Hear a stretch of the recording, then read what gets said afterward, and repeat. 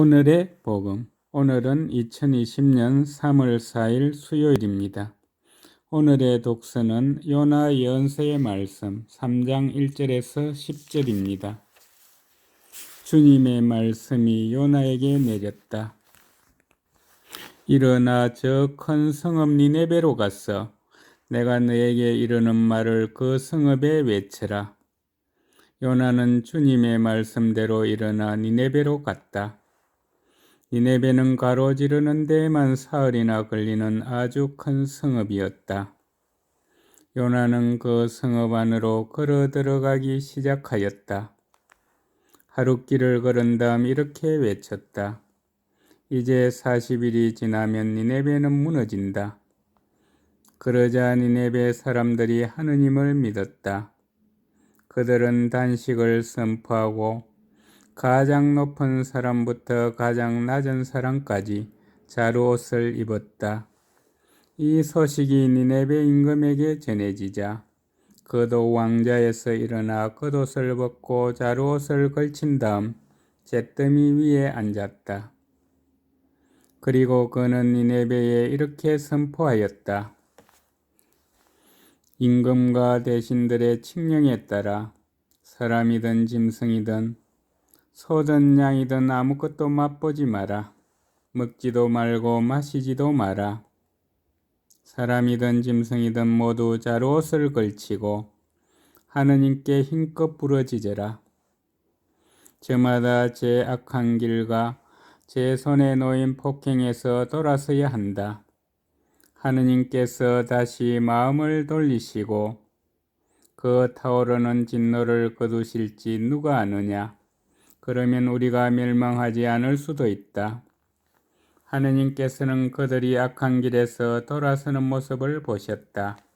그래서 하느님께서는 마음을 돌리시어 그들에게 내리겠다고 말씀하신 그 재앙을 내리지 않으셨다. 주님의 말씀입니다.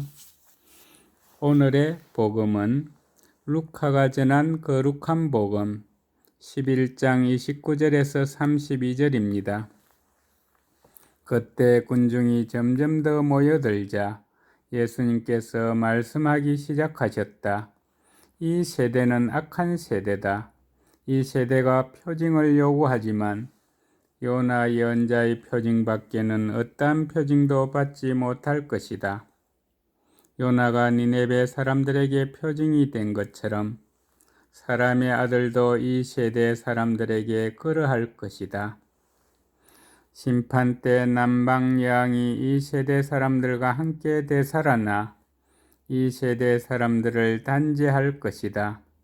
그 여왕이 솔로몬의 지혜를 들으려고 땅 끝에서 왔기 때문이다. 그러나 보라, 솔로몬보다 더 큰 이가 여기에 있다. 심판 때 니네베 사람들이 이 세대와 함께 다시 살아나 이 세대를 단죄할 것이다. 그들이 요나의 설교를 듣고 회개하였기 때문이다. 그러나 보라, 요나보다 더 큰 이가 여기에 있다. 주님의 말씀입니다. 오늘의 묵상은 허규 베네딕토 신부님께서 해주십니다. 구약 성경에 등장하는 요나 예언자는 독특한 인물입니다. 예언자로 부름을 받은 요나는 하느님을 피하여 도망치지만 결국 니네베로 가서 하느님의 말씀을 선포합니다. 그 과정에서 요나는 큰 물고기의 배 속에서 사흘 밤낮을 보내며 회개합니다. 그리고 니네베에 가서 하느님의 말씀을 전하며 회개하라고 외칩니다. 니네베 사람들의 반응은 요나의 반응과 대조적입니다.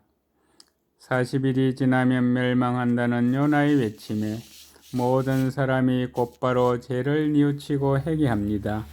그리고 하느님께서는 그들에게 내릴 재앙을 거두십니다.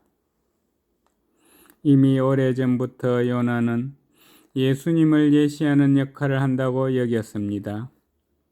물고기 뱃속에서 사흘 동안 갇혀있던 시간이 예수님의 죽음과 부활을 암시하기 때문입니다.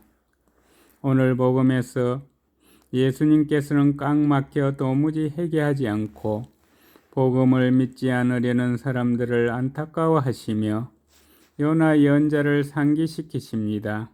하느님을 피하여 도망쳤지만 결국 뉘우치고 돌아온 요나 예언자, 또 그의 선포를 진심으로 받아들여 지체 없이 회개하고 구원을 청하였던 니네베 사람들, 예수님께서 말씀하시는 요나의 표징은 바로 회개입니다. 가던 길에서 하느님의 길로 돌아오고 생각을 바꾸어 자신의 사행할 방식을 버리고 하느님의 뜻에 맞게 살아가는 것이 회개입니다. 회개를 위해서는 엄청난 기적이나 대단한 표징이 필요하지 않습니다. 믿음 안에서 주님의 말씀에 귀를 기울이고 그것을 따르는 것으로 충분합니다. 회개는 단죄나 하느님의 진노를 두려워하는 것이 아니라 구원으로의 초대입니다. 감사합니다.